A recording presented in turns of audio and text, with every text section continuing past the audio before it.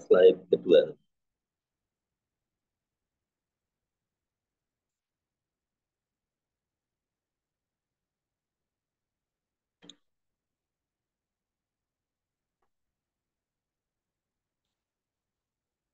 Oke, Bismillahirrahmanirrahim. Assalamualaikum warahmatullahi wabarakatuh.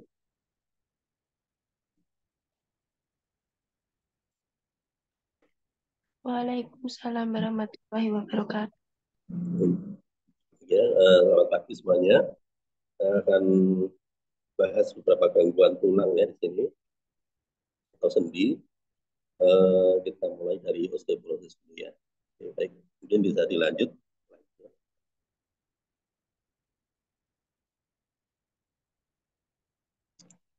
Hmm.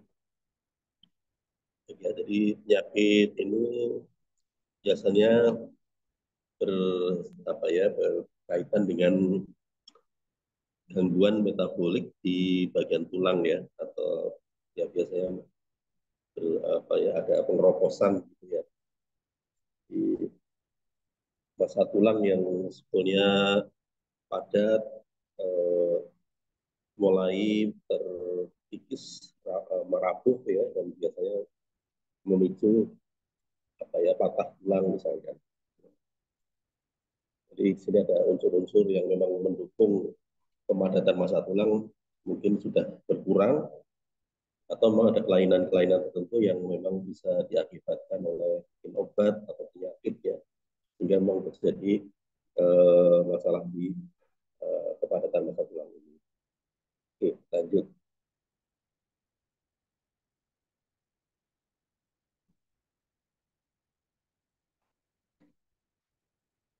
slide ke berikutnya.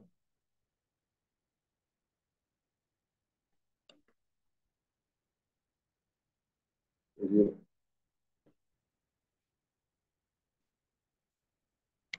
misalnya ya, kalau biasanya di perempuan, eh, orang yang sudah memasuki menopause ya, biasanya eh, terjadi masalah-masalah seperti ini ya, karena memang ada faktor regulasi yang dilakukan oleh hormon seperti estrogen, di mana estrogen ini di wanita yang sudah menopause akan mengalami penurunan, sehingga eh, mekanisme pemadatan massa tulang akan mulai berkurang berkurang gitu ya, karena tidak didukung oleh hormon tadi.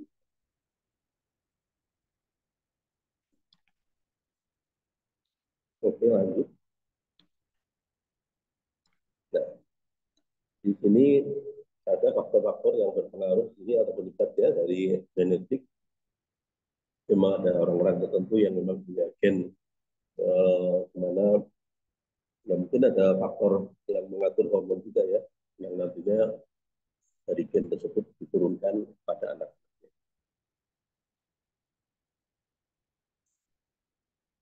Terus penuaan ya, tadi misalnya yang tadi oleh masalah usia di wanita ya. Kalau di pria ada sih, tapi jalannya tuh sudah uh, umurnya udah jauh gitu ya. Udah, bahkan kadang-kadang 60, 70 kayaknya masih belum berproses andropause gitu ya. Hmm. Jadi beda dengan wanita yang usia sekitar memasuki 56 atau berapa ya, sudah mulai uh, menopause.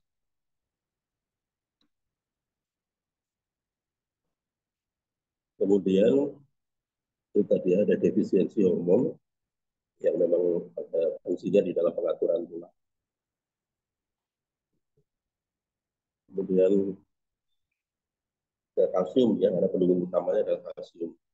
Jadi mungkin bisa juga ya orang-orang yang memang sejak awalnya masa kecil eh, memang kekurangan untuk kalsium dan vitamin D juga akan mempengaruhi. Itu ada obat-obat tertentu,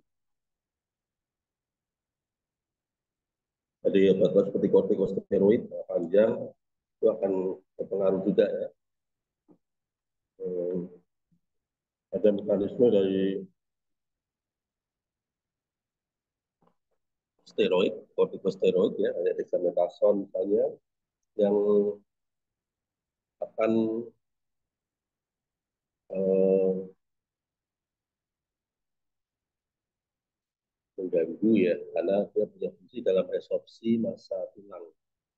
Jadi menyerap kalsium, sehingga kalsium yang harusnya dilakukan untuk dibutuhkan untuk eh, kebutuhan pemadatan malah diambil ya oleh di, akhirnya berlawanan ya, mekanismenya harusnya menyusun massa tulang malah dikurangi itu.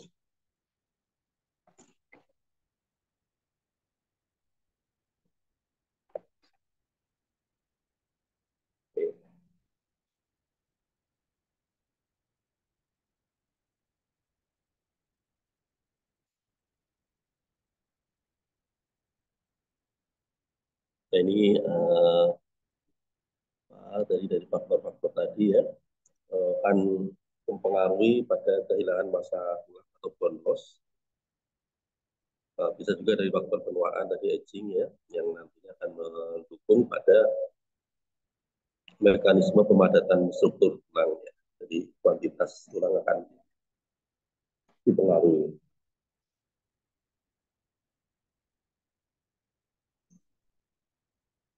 Nah, nanti tinggal ya, lama-lama berproses, jadi apa ya, densitasnya menurun, menurun, sampai kemudian ya tadi ada apa ya, resiko-resiko tadi ya untuk memunculkan osteoporosis yang semakin parah. Lanjut,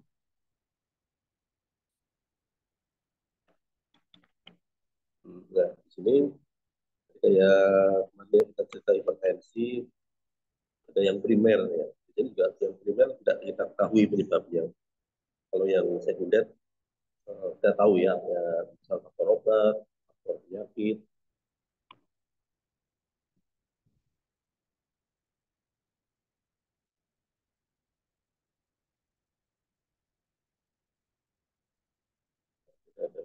kita bisa.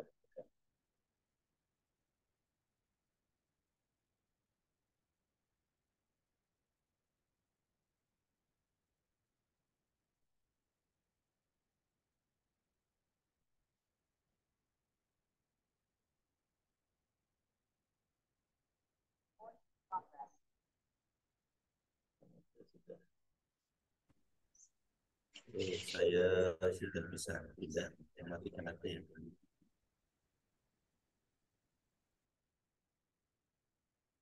Oke, baik ya. Ini eh, kita lihat ada untuk primer itu ada tipe satu, ada tipe 2. Ini yang tadi pada tipe satu adalah eh, yang tadi kita ceritakan pada kasus menopause ya pada wanita. Sedangkan yang di tipe 2 pada bisa pada pria, pada wanita dengan tadi ada mungkin beberapa kondisi yang kelainan lah mungkin ya kalau di pria. Kalau sebenarnya secara normal tidak, atau mungkin bisa berjalan tapi sudah usia-usia yang sudah tua ya, dari atas 70 biasanya. Oke. Tapi ini terjadi di tipe 2 ya, dari pada pria di usia-usia yang sejauh itu ya. Lalu yang sekunder tadi ada gangguan endokrin hormonal, tadi memang ada kelainan orang-orang tertentu yang memang misalnya estrogennya bermasalah sejak usia remaja misalnya, saya atau mungkin memang ada pengaturan hormonal lain yang memang terganggu, yang akhirnya juga berpengaruh pada, jadi kayak orang tiroid ya, misalnya gangguan tiroid atau kondom itu juga mengganggu pada regulasi estrogen ya. Yang akhirnya juga memicu kejadian pada masalah ini ya, regulasi tulang. Sebenarnya saya Pak, ini cuci tangan.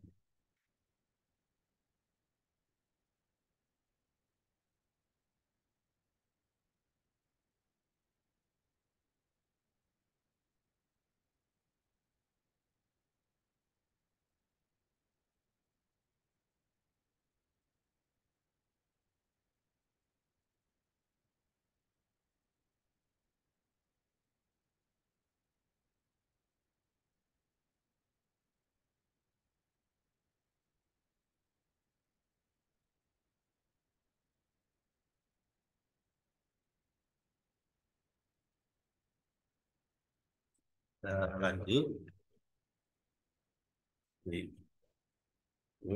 Nah, ini faktor sekunder tadi ya, oleh beberapa hal bisa obat, bisa penyakit. Ya, lanjut saja. Kejadian, ya mungkin ini sudah berubah ya angkanya, karena mungkin tahunnya udah cukup lama.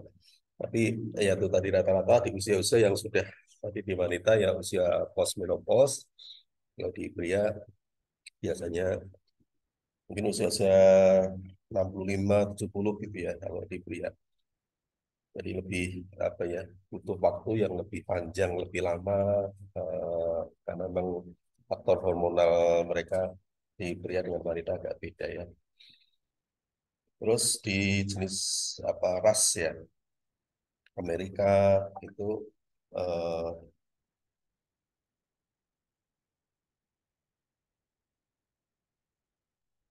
lebih banyak ya. Kemudian ada Asia juga sampai 50% ya. Jadi lumayan tinggi ya di kita. Ini mungkin kebiasaan juga ya, kebiasaan konsumsi ya. Kalau di kita kayak kebiasaan pak sarapan pagi susu terus tidak kayak ada keju ada apa itu kan unsur-unsur kalsium juga ya produk susu masih biasa mereka konsumsi kalau orang-orang barat kalau di kita kan cenderung tidak konsumsi itu ya. Oke. Ya dan lain-lain hal yang mungkin kebiasaan hidup kayak hidup itu punya pengaruh juga. Oke lanjut.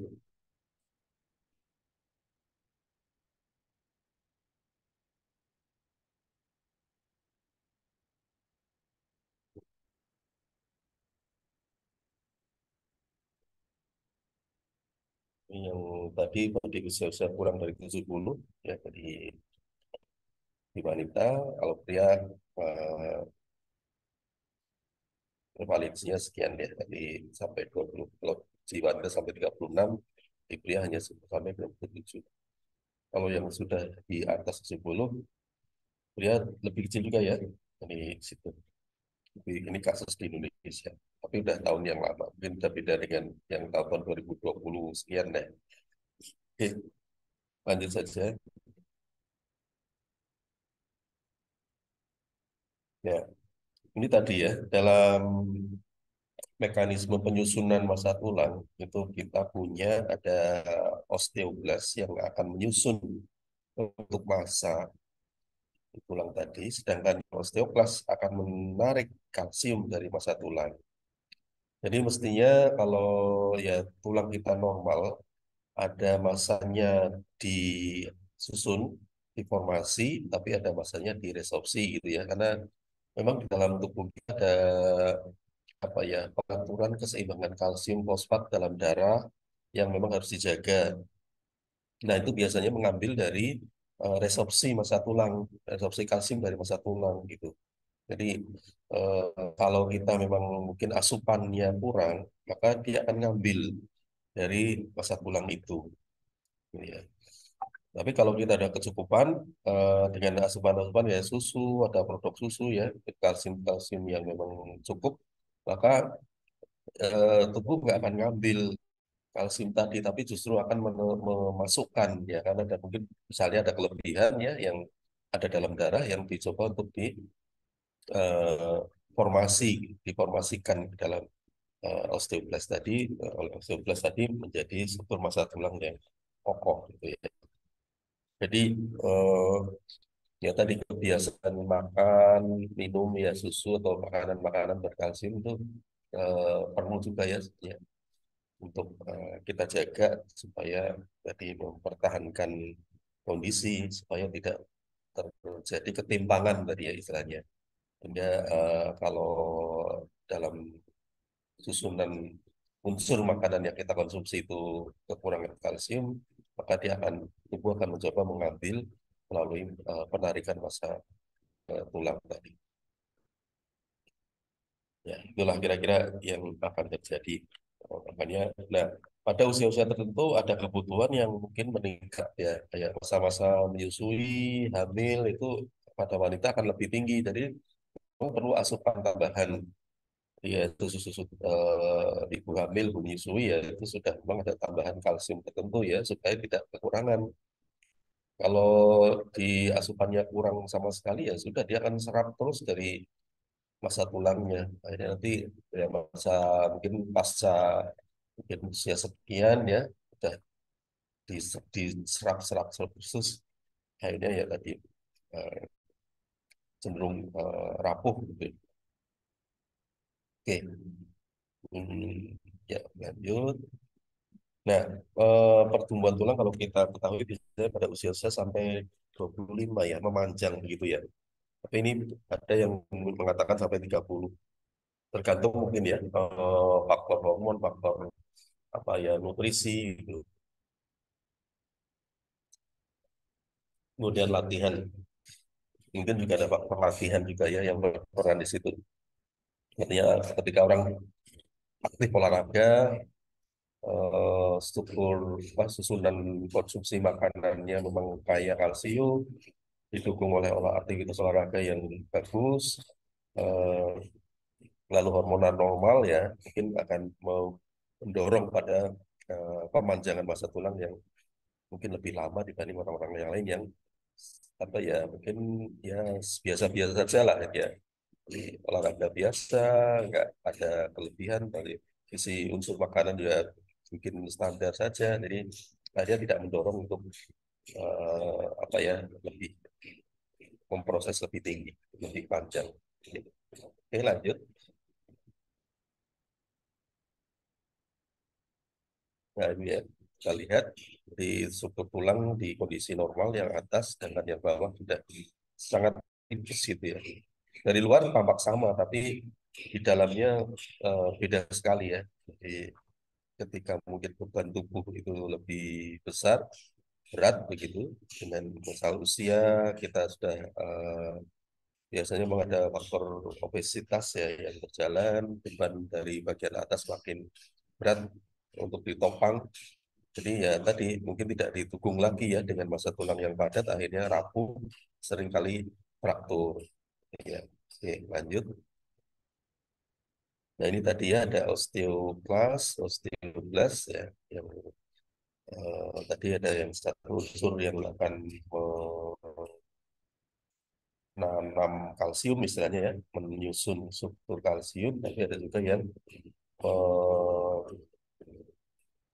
ngambil masa kalsium. Oke, lanjut saja. Ya sama lah ya gambar-gambar tadi ya. Oke, lanjut saja ke bawah. Ini ya tadi ya dengan pengaturan-pengaturan yang tadi dilakukan oleh hormonal dalam tubuh dengan asupan-asupan yang tercukupi ya oleh adanya unsur kalsium maka kita bisa tadi melakukan penyusunan matrik tulang. Ya nanti memang ada masanya, tadi akan masanya tumbuh memanjang, eh, memadat dan seterusnya, tapi ada masanya pada usia tertentu ada penurunan ya karena mungkin aktivitas hormonal yang menurun, eh, unsur nutrisi yang mungkin juga sudah tidak cukup terpenuhi, akhirnya berjalanlah proses penarikan yang apa ya akhirnya mengurangi kepadatan. Ya, oke, lanjut. Ini tadi faktor-faktor risiko pada wanita terutama ya, terutama yang di usia-usia yang sudah eh, menopause ya. Jadi ada jenis kelamin wanita, lalu ada faktor hormonal estrogen tadi, kemudian usia tadi, usia-usia yang menyentuh di usia menopause. Kalau pria bisa juga, tapi usia yang andropause-nya itu relatif sudah mungkin mendekati 70 atau malah 70 ke atas ya baru berjalan. Jadi memang lebih lebih bertahan ya. Ya inilah beda beda eh, kondisi ya antara pria dan wanita. Terus tadi ras ya, ada ras-ras tadi Asia sekian persen, kemudian Amerika sekian persen, jadi beda-beda.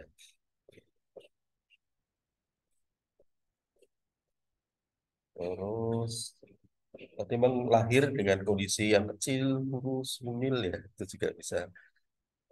Terus ada memang memiliki keturunan dari riwayat keluarga, Jadi kurang olahraga ya, gak ada gaya hidup ya, misalnya memang tadi tidak cukup kalsium, olahraga kurang, ya. Mungkin juga ada menerima pengobatan tertentu yang tadi yang kortikosteroid ya, dexamethasone, prednisone, prednisolon, jadi akhirnya mendukung sekali untuk penarikan massa kalsium. Ya, oke, lanjut.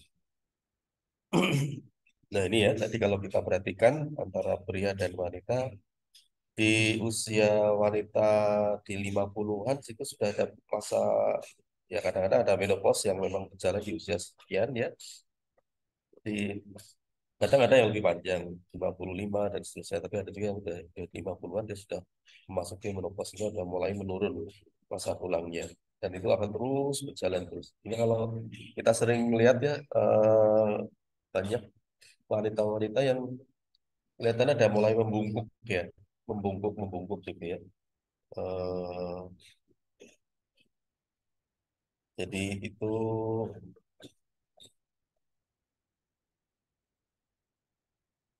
masih istilahnya kayak orang ini, kalau bukan kebiasaan membungkuk, tapi memang karena penopangan tutur tulang itu sudah tidak lagi eh, apa ya, kuat gitu ya, sehingga tidak lagi kuat kokoh, sehingga memunculkan ini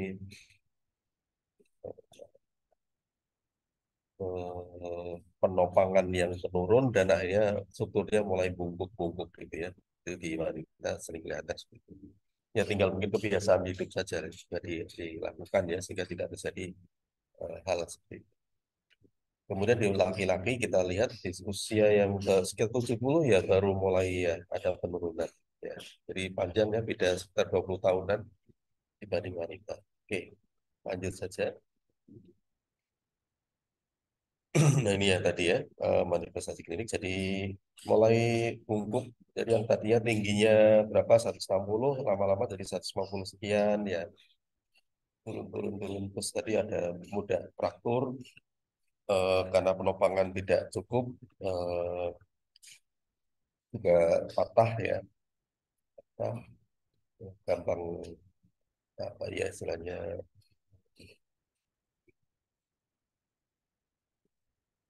Jadi dengan rapuhnya massa tulang, kita dukungan terhadap beban tubuh yang kadang-kadang di atas makin berat ya, karena mungkin penuaan, cenderung tidak banyak gerak, mengalami sedikit obesitas atau bahkan mungkin obes ya.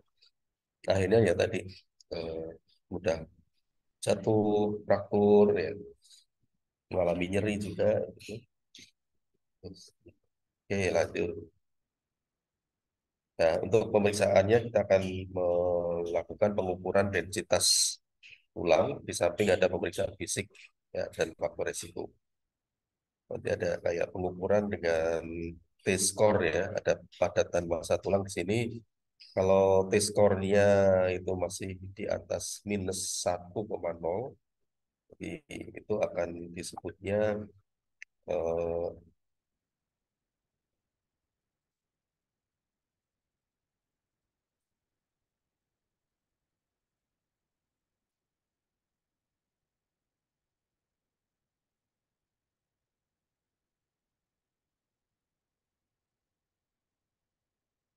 akan disebut normal ya, tapi kalau sudah di kisaran antara -1 sampai -2,5 itu sudah osteopenia, belum osteoporosis. Kalau sudah di bawah -2,5 itu yang disebut sudah osteoporosis. Jadi ada pengukuran densitas tulang. Oke, lanjut. Nah, ini ada beberapa cara ya, ada pakai dual energy X-ray, absorptiometry, eh, di situ ada disinari dengan sinar X, lalu nanti akan dilihat absorpsinya gitu ya, eh, penyerapan tadi sebanding dengan kepadatan massa tulang tadi. Jadi di situ dicerminkan atau diinterpretasi dengan nilai trans, transmisinya lah ya, transmisinya.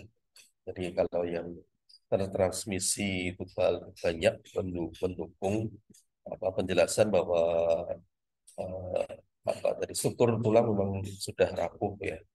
Tapi kalau yang apa sih namanya masih tertahan ya terabsorpsi artinya menunjuk bahwa eh, padatnya struktur tulang itu memberikan cerminan ke arah nilai transmitan tadi nilainya lebih kecil. Oke, itu lanjut saja. Untuk pemeriksaan dini ini ada langkah dengan mencari penanda atau marker biokimia. Tadi pakai CTX atau C-telopeptida.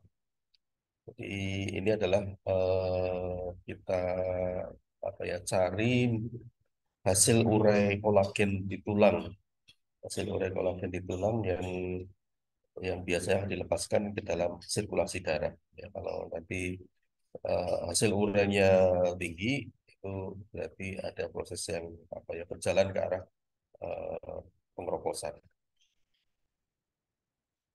Terus ada lagi dengan penanda lain NMID osteokalsin. Jadi ini suatu kayak protein tertentu, protein osteokalsin ini protein spesifik dari tulang yang menjadi penanda dari pembentukan massa tulang.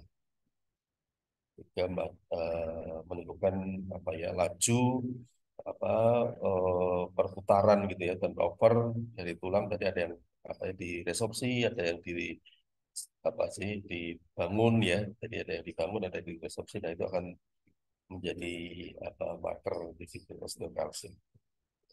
Oke, lanjut saja. Ini yang tadi sudah ya, sudah lewat. Nah, ada terapi yang sifatnya non farmakologi tanpa obat dan ada terapi yang bersifat farmakologi dengan obat.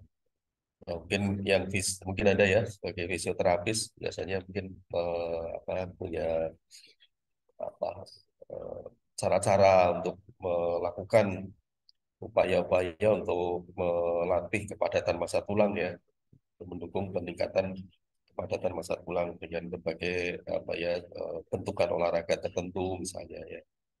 Oke, lanjut di slide berikut. Nah, ini termasuk tadi dengan ya selain olahraga rutin dengan mungkin juga jenis olahraganya juga perlu di apa ya atur juga ya mana apakah beban misalkan ya ini tidak sekedar aerobik tapi ada latihan beban yang bisa meningkatkan kepadatan massa tulang. Kemudian tadi asupan kalsium, kalau vitamin D sebenarnya kita punya, tapi ya tadi perlu diaktifasi ya. Jadi aktivasi ini tidak sekedar sinar matahari pagi. Jadi itu salah satu ya. Salah satunya kenapa kita harus olahraga pagi hari karena tadi sinar matahari pagi memang punya peran di dalam aktivasi vitamin D di dalam tubuh kita. Tapi nanti proses itu kan masih terus berlanjut. Tadi ada aktivasi bertahap ya di beberapa tempat termasuk ginjal itu ada aktivasi vitamin D yang akan lebih lanjut itu. Kalau di kulit tadi masih provitamin ya. Jadi nanti akan ada bentukan lagi vitamin D2, lalu vitamin D3 itu yang bentuk paling aktif. Nah itu nanti ada berjalan di ginjal. Jadi kalau ginjal kita nggak sehat, aktivasi vitamin D itu juga bermasalah juga.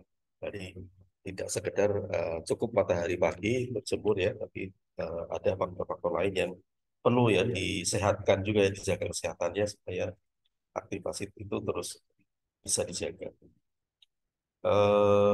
Suplemen, jadi kalau misalnya memang ada kelainan, kita bisa masukkan suplemen langsung kalsium dan vitamin D. Karena kalau kalsium tanpa vitamin D, penyerapan di dalam saluran cerna kita juga tidak cukup memadai. Jadi memang harus didukung oleh vitamin D untuk penyerapan kalsium itu sendiri. Makanya kadang-kadang diberi ya kalsium D-redoxon misalnya, nah, itu ada vitamin D-nya supaya membantu penyerapan kalsium. Terus kalau mau sekarang nih orang-orang yang banyak yang minum kopi ya sudah jadi habit ya kopi kopi. Nah tapi kalau konsumsi kopi yang cukup banyak, maka harus diimbangi dengan asupan kalsium. Terus rokok juga ya dihentikan untuk mengurangi tadi resiko-resiko penurunan kepadatan massa tubuh. Ya, jadi itu eh, nah, mungkin itu kemudian ini ya kebutuhan kalsium dan vitamin D-nya pada anak-anak baru lahir sampai 6 bulan sebanyak 210, vitamin D-nya 200 ya dan seterusnya. Nanti pada usia-usia tertentu akan ada kebutuhan yang akan meningkat sekali ya. Pada usia muda ya yang sedang itu 14-16 tahun 1.300 ya, itu diperlukan dari vitamin D masih sama ya 200. Usia yang sudah makin meningkat seperti tadi 70 tahun ya itu 1.200 tapi kebutuhan vitamin D-nya sudah karena sudah ginjal ya sudah mulai menurun sampai 600. Ya, tuh lanjut. Nah, di sini untuk melawan resorpsi, penarikan massa tulang dari massa kalsium dari tulang, kita akan gunakan obat-obat anti resorpsi. Kemudian bisa juga untuk yang tadi membentuk massa ya. Oke, lanjut saja. Yang anti resorpsi ini tadi ya memasukkan kalsium lebih banyak supaya tidak terjadi penarikan.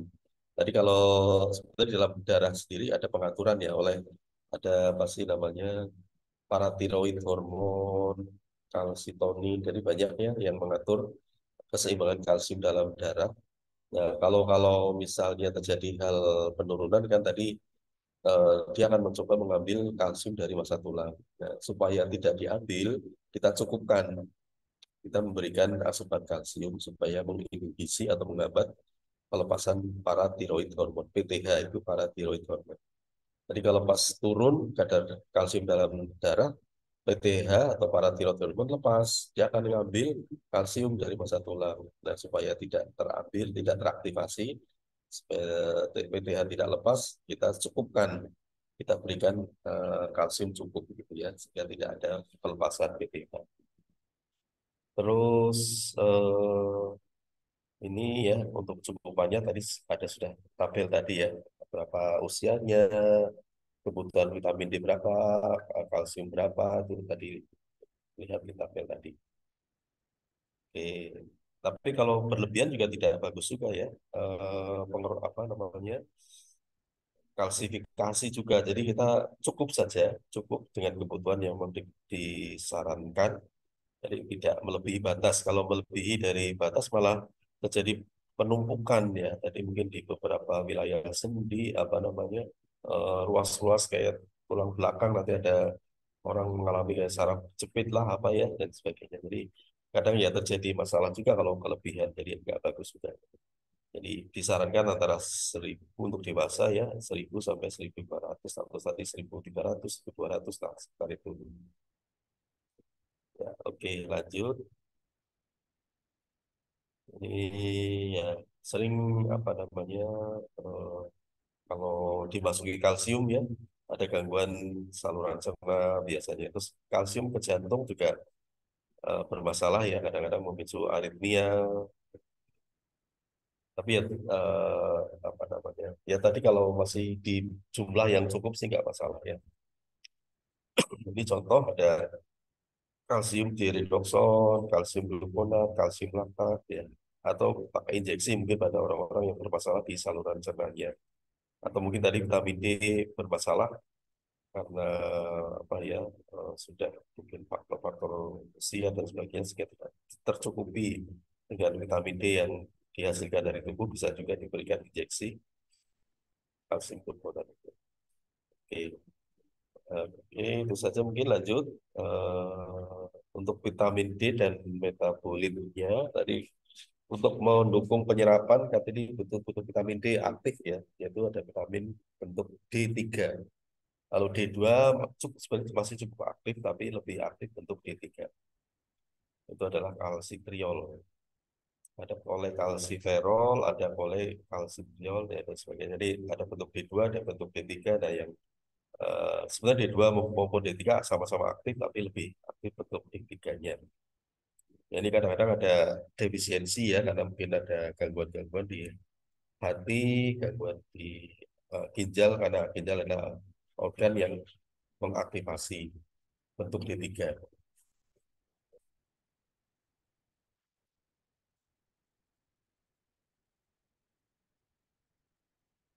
Terus lanjut ya, nah ini yang tadi ya, oleh kalsiferol, sedangkan D2 ergokalsiferol.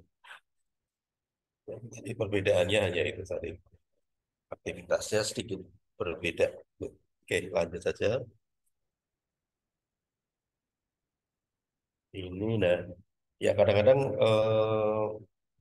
ada obat-obat yang mungkin kita konsumsi bersama-sama ya, sehingga kadang bisa mengurangi absorpsi dari mungkin vitamin D-nya ya, kayak antacid, kemudian kolestiramin untuk obat kolesterol, dia bisa mengikat dan mengurangi absorpsi vitamin D. Jadi mungkin beberapa jenis obat kita harus perhatikan kalau digunakan bersama-sama. Minyak mineral ya, kadang-kadang ada jenis-jenis minyak tertentu yang bisa melarutkan vitamin D ya, kan A, D, E, K larut di minyak, jadi malah eh, bisa mengurangi absorpsi. Oke, terus ini ada obat yang tadi penghambat resorpsi dia. Eh, bukan wujud kalsium, tapi dia adalah obat yang memang menekan penarikan CA dari masa tulang. Itu ada alendronat, risedronat, ibandronat, ada kelompok namanya bifosfonat ya. Di belakangnya onat-onat ya. Alendronat, risedronat, ibandronat itu adalah obat-obat untuk pencegahan dan pengobatan osteoporosis pada wanita-wanita yang tadi mungkin sudah menopause, atau mungkin pada pria juga bisa. Atau yang tadi dipicu atau distimulasi muncul osteoporosis karena penggunaan obat-obat antiinflamasi ya, dari kortikosteroid ya, dexamethasone, prednisone misalnya ya, itu bisa juga di apa kurangi oleh obat ini. Ini efek sampingnya, ada gangguan saluran cerna, mual, nyeri abdomen, gangguan lambung. Ya, kayak kita ada cerita di analgesik ya, antiinflamasi kan, obat-obat ini juga mengganggu keseimbangan apa sih namanya, proteksi ya, proteksi di lambung ya. Jadi, sehingga biasanya membuat gangguan-gangguan di lambung, iritasi lambung ya, tukar peptik. Oke, baik. Itu lanjut saja. Ini tadi contoh-contoh obatnya dengan dosis pemakaiannya. Tuh kayak alendronat misalnya dipakai 5 miligram per hari. Nanti untuk penggunaan per minggu, untuk pencegahan itu 35 miligram. Ya, untuk glucosidronat sama 5 miligram, untuk pencegahan per minggunya 30 miligram ya, dan seterusnya. Untuk gangguan-gangguan yang mungkin tidak parah bisa pakai intravena lewat infus bifosfonat tadi ya. Oke, baik. Terus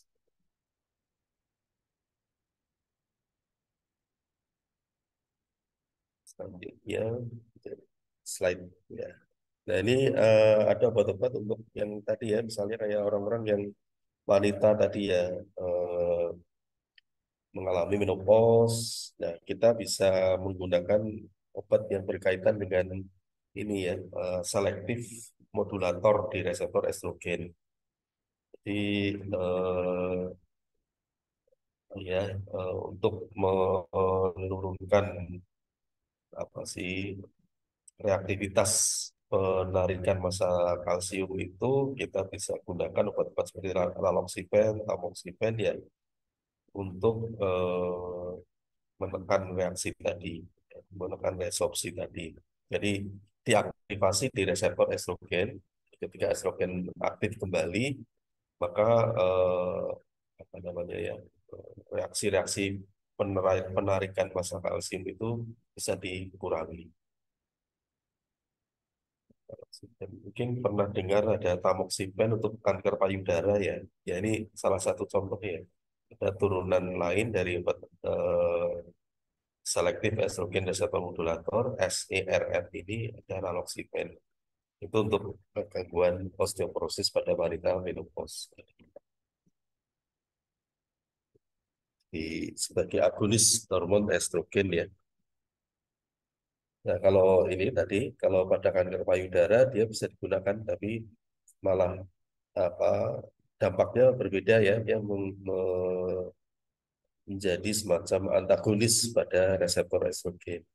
Jadi kalau di reseptor untuk tulang tadi dia akan berperan pada pemadatan, mencegah resorpsi, tapi kalau di kondisi kanker payudara atau kanker rahim, uterus, itu malah menjadi antagonis bagi aktivitas hormon di reseptor estrogen. Jadi melawan efek. Nah, jadi ini adalah obat-obat hormonal untuk anti kanker pada wanita yang mengalami kanker payudara atau kanker rahim ya akibat rangsangan hormon estrogen yang mungkin terlalu tinggi. Nah, kita bisa gunakan ada tamoxifen atau raloxifene sebagai antagonis untuk kanker ini. Tapi mungkin dosisnya beda ya, tidak sekian. Kalau yang untuk gangguan tulang 60 mg per hari. Oke, itu. Nah, kemudian kalsitonin itu hormon pengatur kalsium. Jadi kita bisa berikan hormon-hormon kalsium, pengaturan kalsium untuk memasukkan lebih banyak kalsium ke dalam tulang. Ya, tadi mungkin kayak paratiroid hormon itu menarik, sebaliknya yang kalsitonin menanam ya kalsium gitu ya, memadatkan. Jadi, oke, ini bisa digunakan pada wanita osteoporosis yang sudah sekitar 5 tahun pasca menopause misalnya ya. Eh, Kemudian itu penggunaannya 200 unit ya, ada intranasal. eh, ini efek samping ya ada mual, muntah, kemudian beberapa ada kedutan dan lain-lainnya. Oke, lanjut. Terus tadi estrogen ya. Jadi kadang-kadang orang melakukan penggantian hormon. Jadi kayak orang yang sudah masuk ke menopause melakukan upaya namanya hormon replacement therapy. Hormon replacement terapi, jadi HRT ya, hormon replacement tadi terapi penggantian hormon. Jadi mereka udah turun hormonnya secara alamiah, dia masukkan hormon dari luar untuk menormalisir hormon yang sudah turun tadi. Jadi sehingga aktivitas hormon jadi aktif kembali, terus tadi menarikan kalsium dari massa tulang bisa kita ganggu, kita cegah. Ini mekanismenya ada penurunan aktivitas osteoklas tadi yang menarik. Nah, saya terima justru sebaliknya, mengaktifkan osteoblas, menurunkan osteoklas, lalu menghambat PTH, paratiroid hormon, kemudian meningkatkan kalsitriol tadi, vitamin D juga ya, sehingga absorpsi kalsium lebih ditingkatkan, kemudian menurunkan ekskresi kalsium dari ginjal. Itu penggantian hormon ya. Ya. Tapi ya hati-hati juga ya, bagi penderita kanker itu apa ya perlu waspada karena kadang-kadang replacement terapi ini jadi salah satu pemicu. Ya perlu pasti perlu mungkin apa sih, konsultasi lebih dahulu. Oke, lanjut. Ya, kita lewat aja nggak apa, lewat terus. Terus ada estrogen tapi dari bentuk-bentuk alami ya. Jadi ada fito tanaman ya dari tanaman gitu. Jadi kita sebenarnya banyak banyak ya kayak kedelai ya itu makanya ada soybean. Eh, Kedelai itu banyak kandungan fitoestrogennya itu sering digunakan ya untuk eh, apa penggantian hormon aja yang memasukkan hormon tapi hormon berwujud dari bahan alam gitu. Itu ya. Ya kira-kira sama lah karena itu hormon juga ya wujud hormon tapi hormon alamiah.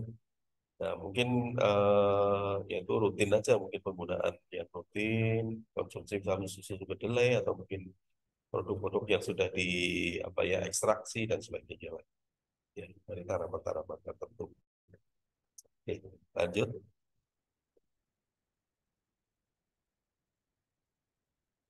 Nah, ini ada tadi ya PTH tadi ya paratiroid hormon ya. Jadi kita bisa berikan teriparatid hormon sintetiknya ya dari paratiroid hormon manusia untuk menstimulasi osteoblas. Jadi di sini pada orang-orang yang memang punya masalah terkait resiko fraktur tinggi yang tidak bisa ditangani dengan dengan bifosfonat tadi ada alendronat dan seterusnya tadi ya itu bisa dirangsang dengan teriparatid yang apa ya meniru aktivitas dari paratiroid hormon. Jadi paratiroid hormon sebenarnya kalau apa dalam kondisi eh, keseimbangan kalsium terjaga, dia akan bisa melakukan aktivasi di osteoblast tadi ya. Oke. Terus, dan ini ya tadi langkah-langkah tadi ya. Ketika mungkin tadi penanganan lewat apa asupan kalsium, kalau masih bisa dilakukan, lanjutkan ya. Gimana responnya membaik, kepadatan massa tulang diukur gitu ya. Kalau oh ada perbaikan, ada peningkatan, nanti kita jalankan. Tapi kalau ternyata dengan asupan kalsium saja atau vitamin D dan kalsium ternyata tidak memadai, tadi bisa kayak tadi bifosfonat atau mungkin masalah pada wanita karena faktor hormonal, mungkin pilihannya nanti ke arah tadi yang raloxifene misalnya ya, atau mungkin pada penggantian hormon estrogen, dari estrogen replacement terapi, ya, atau mungkin tadi ke arah tadi teriparatid ya yang sudah membutuhkan mungkin kasus-kasus yang lebih berat ya. Tuh, di situ. Oke, baik ya. Saya rasa mungkin itu untuk osteoporosis. Barangkali ada yang mau ditanyakan. Monggo.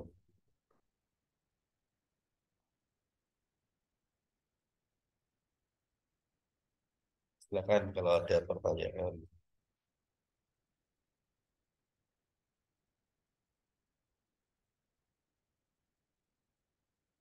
Mungkin apa ya? Selama ini pernah punya pasien yang mungkin udah ibu-ibu atau malah bapak-bapak yang udah usia lanjut barangkali ya barangkali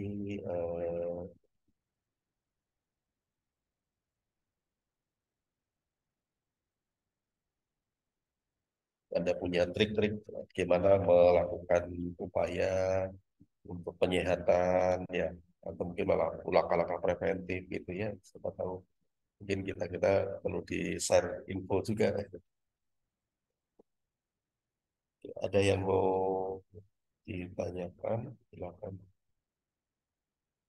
atau sambil jalan dulu ya kita lanjut dulu ke osteoartritis. Saya bisa share udah selesai. Nanti kalau ada pertanyaan silakan aja ya. Oke, kita lanjut ke osteoartritis. Kalau ini peradangan ya di daerah persendian.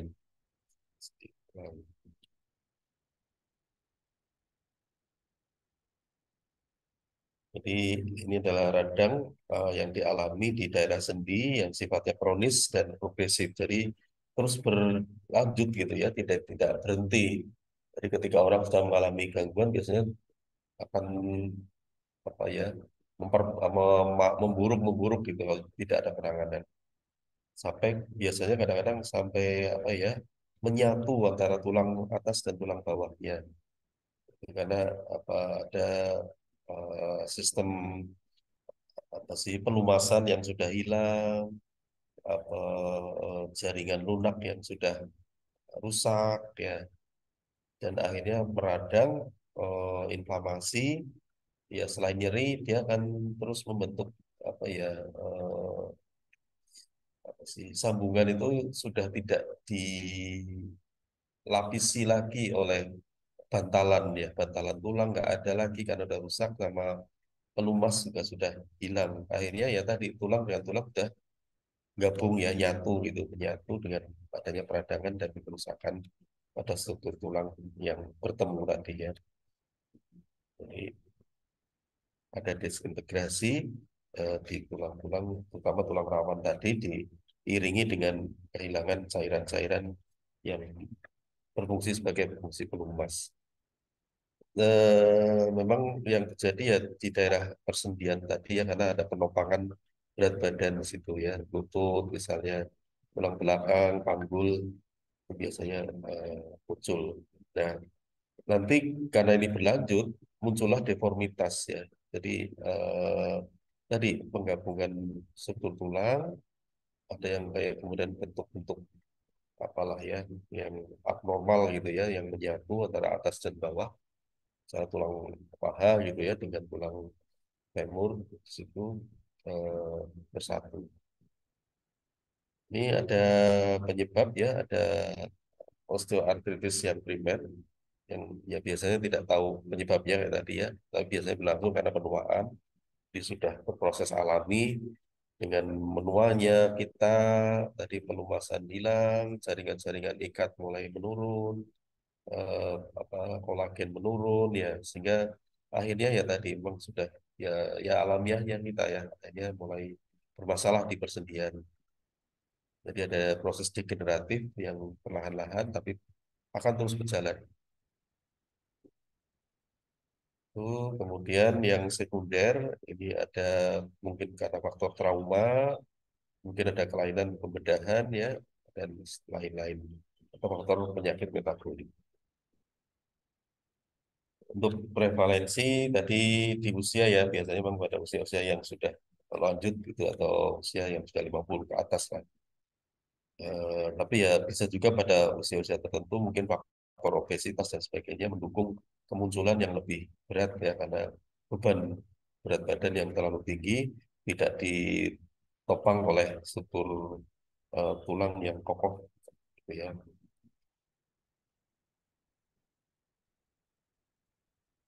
Terus atau mungkin tidak obes juga bisa, tapi apa ya kebiasaan mangguli kayak mungkin kita lihat ada tukang-tukang panggul ya itu melihat ya ada mungkin sering ngamati dari truk bawa beras sekian. Kalau sekarang mungkin sudah banyak yang pakai alat-alat ya. Kalau dulu kan di punggung ya. Jadi beras sekian kintal dibawa oleh punggung. Kadang-kadang malah wanita gitu ya. Sering kita lihat luar biasa. Tapi ya itu dampaknya nanti kita belum merasakan sekarang ya. Tapi di kemudian hari akan terasakan. Ya dengan kebiasaan menahan beban yang tinggi sekali di luar kadang-kadang ya di luar beban yang memang harusnya ditanggung ya. Jadi akhirnya malah merusak tadi struktur-struktur persendian.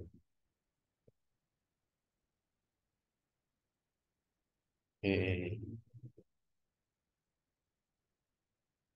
Ya ini ya tadi kalau kita lihat dari struktur sendi ada kartilago, ada apa sinovial ya cairan sinovial. Nah tadi dengan ya mungkin tadi eh, apa sih namanya kepadatan juga mungkin ada peran juga ya karena ketika kepadatan sudah menurun penahanan berat badan di atas memang tinggi ini kan rapuh ya dengan rapuh mungkin ya eh, apa namanya sorry eh, jadi ya, kerusakan ya destruksi di struktur tulang ya dan akhirnya juga mungkin mendukung juga ya kejadian. Ya tadi dengan faktor usia ada faktor-faktor penurunan massa si samping. Kalau di sini memang lebih diarahkan di tadi apa kartilage, kemudian sinovial ya cairan sinovial yang mulai menurun fungsinya, pembentukannya sudah tidak berjalan lagi, regenerasi nggak berjalan lagi, lalu eh, apa namanya eh, akhirnya tidak di pelumas secara alamiah, tidak dibantali secara alamiah ya. Akhirnya gesekan sama gesekan tulang dengan tulang berjalan terus menerus dan memicu peradangan. Makanya kadang-kadang kita akan diberi apa cairan lubrikasi ya, untuk mengganti cairan sinovial ya. Itu akan dilakukan hal seperti itu.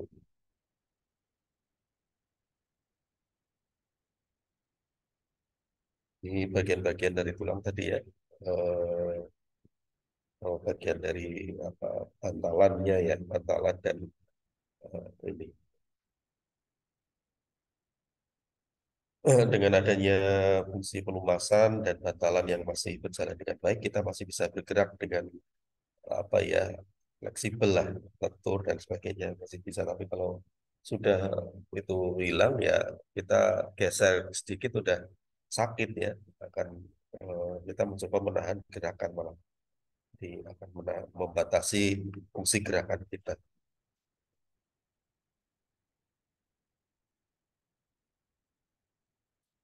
Oke,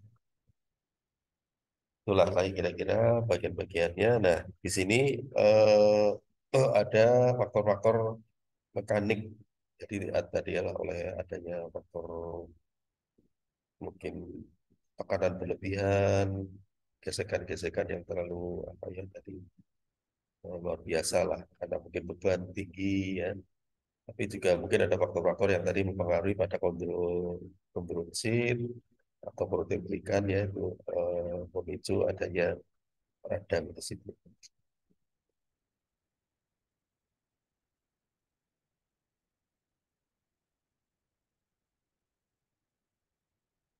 Begitu terjadi suatu aktivitas inflamasi ya sudah muncul banyak mediator ya makin mendukung untuk kejadian nyeri. Ya.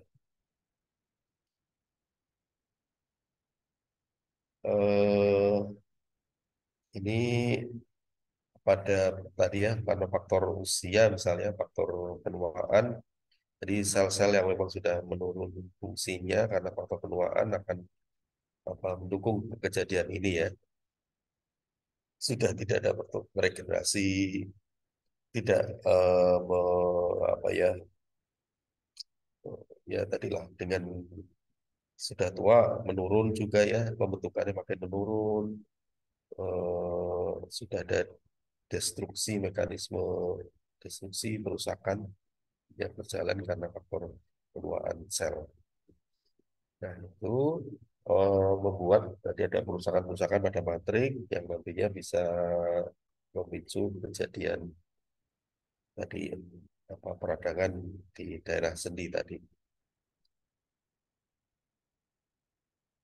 Jadi ya intinya tadi ketidakseimbangan kondrosit ya pada fungsi pembentukan dan degenerasinya atau apa ya penghilangan dan sebagainya. Jadi yang terbentuk dan yang hilang mesti akan sama, tapi karena faktor-faktor tadi penuaan atau mungkin mekanik kelebihan faktor mekanik yang terlalu tinggi ya, mungkin bisa karena faktor radikal bebas, kerusakan-kerusakan matrik tulang, bisa juga faktor metabolisme, katabolisme dan seterusnya yang memang bermasalah di situ ya. Jadi belum tentu pada usia juga ya, jadi bisa juga oleh faktor-faktor lain yang mendukung untuk kemunculan gangguan artikular ini.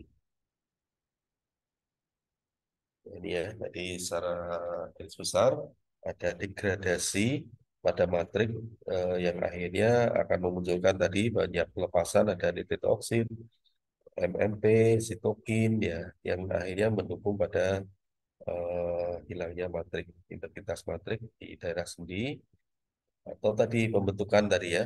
eh, Tadi faktor yang misalnya menjaga keseimbangan kondrosit tadi sudah tidak berjalan lagi. Jadi perusakannya lebih cepat daripada pembentukannya. Ini kondrosit sel yang bertanggung jawab pada pembentukan tulang rawan. Jadi tadi untuk sebagai fungsi bantalan tadi ya. Kalau di situ sudah menurun ya fungsi pembentukannya menurun. Ya.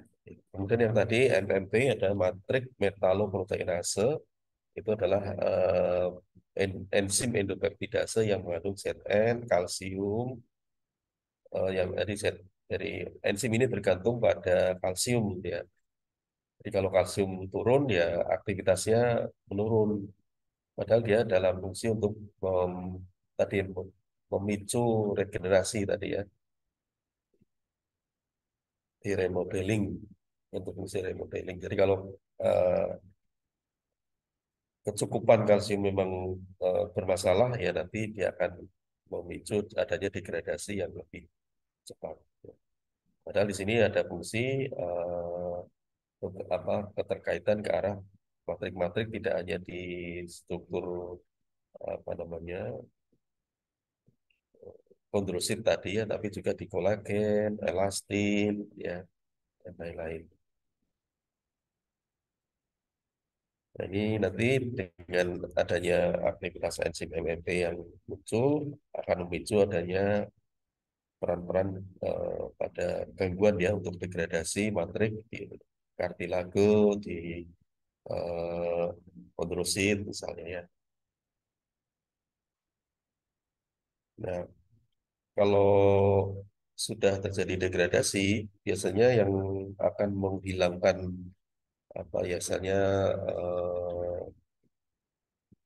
kan sesuatu yang harus dieliminasi dari tubuh gitu ya. Nah, itu biasanya akan mengaktifasi polimorfonuklear PMN fagosit ya, atau apa makrofag di dalam darah itu. Kalau makrofag aktif berarti malah justru terpicu inflamasi. Ya, ada ini pelepasan mediator radang atau inflamasi. Terus ada interleukin 1 dan TNF alfa yang nantinya akan eh, mengaktifasi tadi MMP tadi, kemudian metaloproteinase tadi ya, MMP spondyloitin, kemudian pelepasan dari aktivitas apa di reseptor interleukin 1 dan TNF alfa, ya akhirnya tadi berjalanlah inflamasi ya, dari radang muncul, eh, kerusakan tadi muncul di daerah sendi. Ya, itu kira-kira lah ya jalanannya. Nah, kalau tadi eh, dengan interleukin 1 aktif, induksi nitrit oksid aktif, perburukan muncul ya, semakin muncul kematian, kerusakan dan kematian jaringan makin terjadi. Itu kira-kira eh, ya sampai dari misal ini ya, dari kejadian kondisi yang masih normal, terus mulailah ada gangguan-gangguan tadi ya, sehingga kita amati di situ pelapis kartilagonya sudah nggak ada lagi ya, di sini sudah hilang, kemudian cairan sinovial sudah eh, rusak atau menurun ya, sehingga tadi antar tulang dengan tulang friksi, friksi jadi ada kerusakan-kerusakan pada struktur tulang bagian apa ya atas ya, karena tadi faktor gesekan dan sebagainya yang akhirnya memicu kerusakan. Jadi makin apa ya, dengan tidak ada bantalan, tidak ada cairan sinovial yang cukup, sementara struktur tulang sudah bermasalah, jadi untuk melakukan fungsi gerak itu sudah tidak nyaman sekali. Nah ini ya, dari sekedar perusahaan sampai berlanjut tadi ya sudah mulai strukturnya udah enggak ini lagi karena friksi-friksi, rusak ya, kemudian sampai menyatu nih, fuse joint. Kebayang udah nggak bisa gerak kalau udah seperti ini. Jadi bisa sampai apa tadi makanya disebut progresif ya. Jadi ini berlanjut, berlanjut, berlanjut sampai terjadi penyatuan. Oke, itulah kira-kira ya. Tadi karena faktor nutrisi yang kurang, kemudian karena faktor kondisi obesitas, usia, jenis kelamin, pekerjaan ya tadi panggul-panggul beban yang mungkin berat tiap-tiap hari, eh, karena faktor hormon dan lain-lainnya. Ini gejala-gejalanya ada nyeri saat bergerak, ya, jadi padahal kan kadang-kadang dalam keadaan istirahat pun ya mungkin sudah parah-parah gitu, sehingga di gerakan yang ringan saja sudah sakit ya. Untuk diagnosa tadi bisa pemeriksaan sendi, lalu ada pemeriksaan yang lain pada laju darah, karena ada faktor-faktor tadi ya, mungkin kayak kalsium dan sebagainya. Kemudian cairan sinovial, cek cairan sinovial. Ya, nanti akan dievaluasi seberapa berat kondisi osteoartritis yang dialami. Nah, ini terapi yang bisa diberikan, ada yang farmakologi, yang ada juga yang non.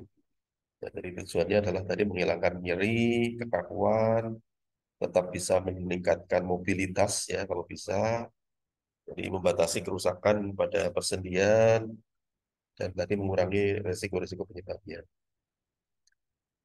Untuk non farmakologi tadi, eh, tadi mungkin ada lebih paham ya, fisioterapi lah bisa jadi salah satu terapi non farmakologi, mungkin kayak berenang ya, gerak-gerak dengan renang, karena tidak membawa beban ya kalau di renang itu. Kalau di kita jalan, kita lari itu kan ada beban di daerah sendi, jadi tidak memungkinkan. Jadi lebih baik kalau di terapi akuatik ya. Terus apa sih, kadang-kadang diberikan terapi panas ya, atau mungkin biasanya mau apa ya, penyinaran bisa, atau apalah ya, dengan elektrik gitu ya, untuk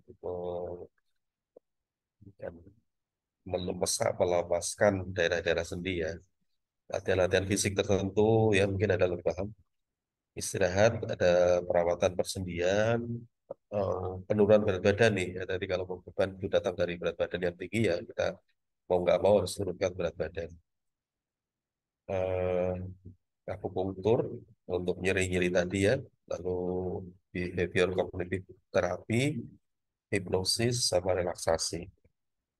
Jadi ya tadi ya, cara-cara untuk sekedar dari duduk ke berdiri, ya latihan di dinding, latihan renang, ya gerakan-gerakan kaki, ya dan sebagainya.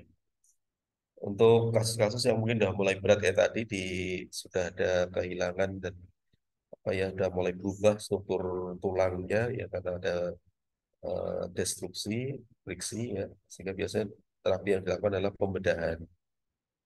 Nah, jadi yang tadi mungkin sudah mulai ada penyatuan sendi, itu bisa dibedah, kemudian dilakukan eh, pembedahan.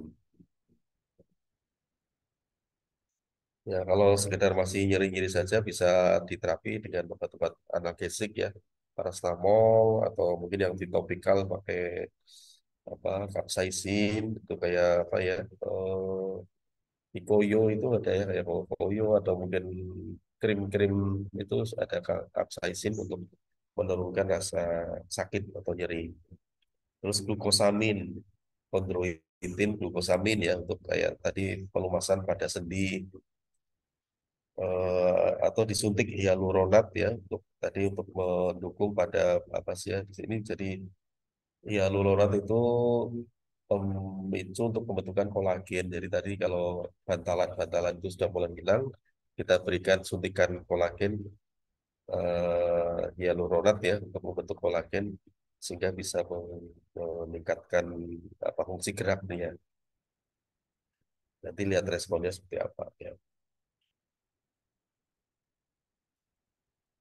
Ya, mungkin selama terapi orang supaya tidak terbebani langsung di daerah sendinya, kita topang dengan alat-alat bantu ya, misalnya.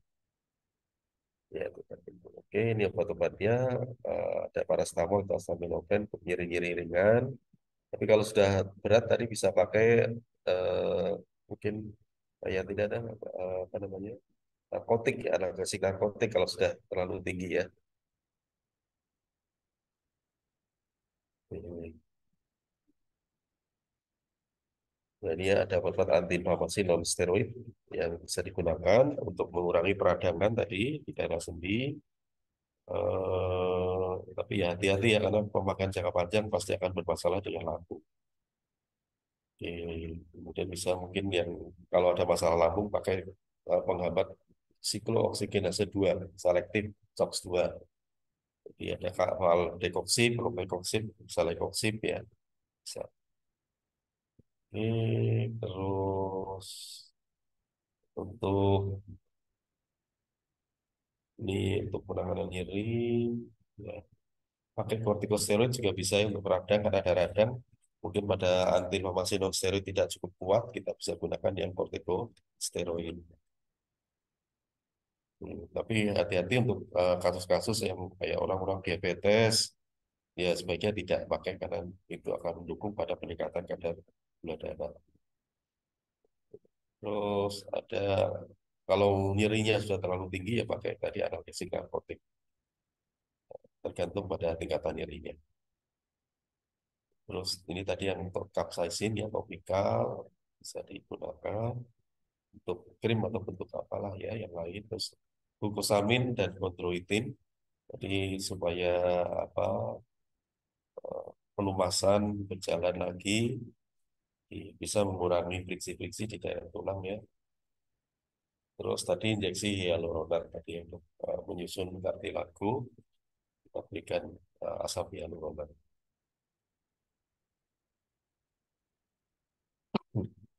Oke, nanti akan dipantau terus ya kondisi-kondisi persendian seperti apa ini radiografi.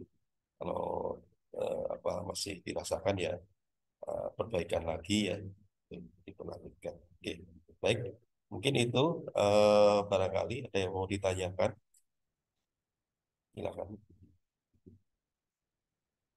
Saya rasa untuk materi dua dulu ya, yang dua lagi kita lanjut minggu depan karena waktunya ada hampir jam 9.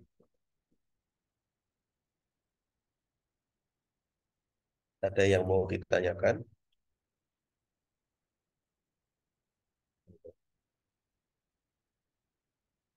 Barangkali sudah cukup. Pagi, Pak. Ada yang mau silakan. Saya tanya Pak untuk Ya, ya. terapi hormon ini apa memiliki efek samping Pak? Mm-mm.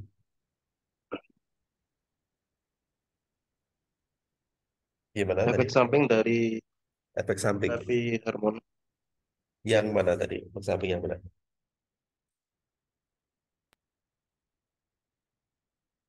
Kalau hormon estrogen.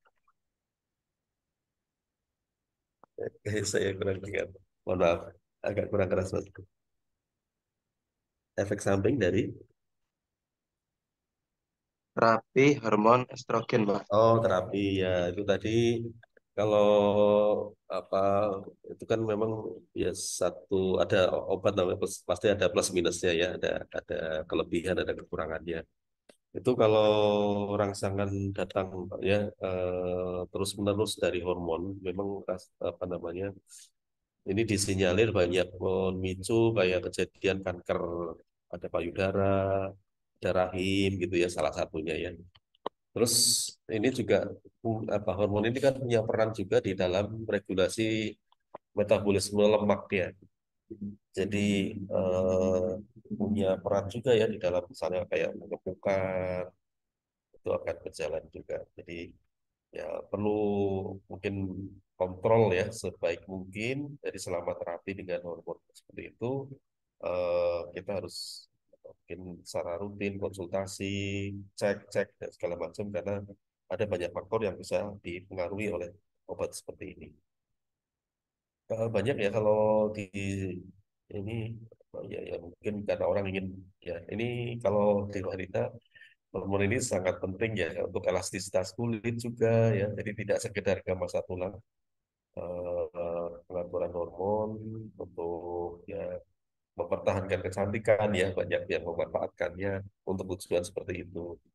Jadi kadang-kadang orang tidak ingin menua walaupun memang sudah tua tapi masih ingin bertahan dengan apa ya kecantikannya lah sekarang. Jadi akhirnya tadi ya ada sisi-sisi lain yang mungkin akan tetap muncul yang makanya perlu banyak pertimbangan sebelum menggunakannya. Apakah perlu dengan obat ini ataukah memang mungkin ada pilihan lain yang lebih relatif lebih aman ya. Tuh. Tapi sebetulnya pada kondisi tertentu yang orang-orang itu kekurangan itu ya bagus ya. Kadang-kadang ada masalah-masalah pada apa ya anak perempuan yang bermasalah dengan apa ya siklus mens yang tidak teratur misalnya itu bisa diteraturkan juga Jadi dengan tidak sekedar apa ya mempengaruhi pada masa tulang, tapi dia juga bisa meneraturkan siklus menstruasi, mungkin ya tadi ya fungsi-fungsi yang lain yang memang dilakukan oleh hormon ini. Ya, mungkin sepanjang pemakaian itu hati-hati, eh, akan lebih terjaga lah dari resiko-resiko seperti tadi. Cuma kadang-kadang orang suka apa ya kadang-kadang berlebihan atau ingin instan cepat, jadi melakukan di luar kontrol gitu kadang-kadang jadi hal-hal seperti itu. Ya, oke itu ya sebetulnya kalau mau aman ya tadi yang aman dari alam ya itu estrogen gitu ya. Tapi memang beda ya, beda akan butuh waktu lebih ya kayak kayak kita minum jamu lah ya gitu ibaratnya. Jadi akan secara rutin kita harus gunakan itu akan menjaga kondisi. Tapi kalau tidak seperti itu ya agak agak sulit. Ya, ya. Itu saja. Mungkin ada lagi yang mau ditanyakan. Oh iya Pak, mau tanya lagi. Ya, sama-sama. Untuk Ya, efek samping di penggunaan glukosamin jangka waktu panjang itu apa ya Pak? Dan glukosamin. apa boleh Kenapa boleh diberikan pada penderita diabetes? Glukosamin rasanya nggak masalah ya. Jadi glukosamin kondroitin kan itu nantinya akan apa memfungsikan tadi pelumasan ya, mekanisme itu saja sih. Ya asal apa sih namanya pemakaian ya kembali lagi kontrol dosis pemakaian, tadi ya mungkin monitoring ya perlu dilakukan sehingga tidak sampai ada hal-hal yang tidak diinginkan. Itu aja sih intinya, patuhi apa ya aturan dari dokter, misalkan kalau ada keluhan nanti segera cek kembali, jadi kitanya mawas diri lah istilahnya ya, sehingga tidak sampai terjadi hal-hal yang merugikan. Rasanya sih kuncinya di situ.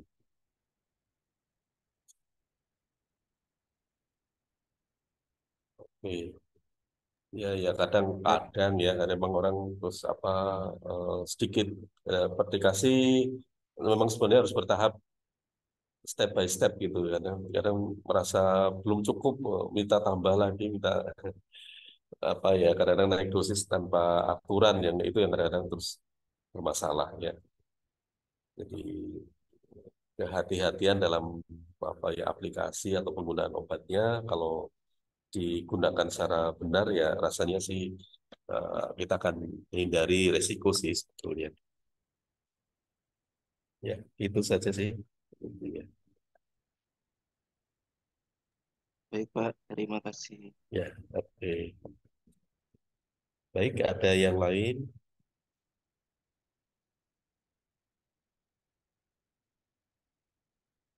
Sudah cukup?